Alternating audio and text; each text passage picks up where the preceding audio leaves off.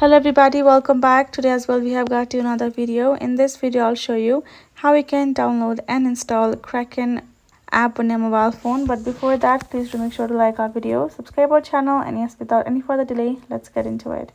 So for that, simply go ahead and open up your Kraken app on your phone. Go ahead, search Kraken right over here. As soon as you do that, this is how the interface is gonna look like.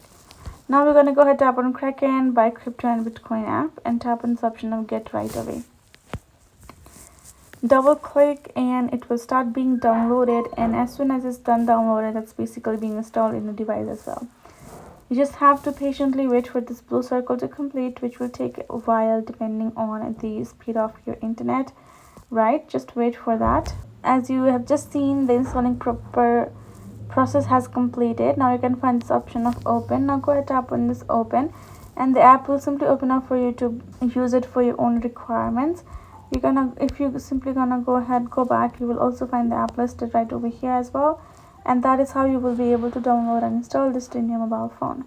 So hope this video was helpful to you all. Thank you so much for watching. I'll see you guys in our next video.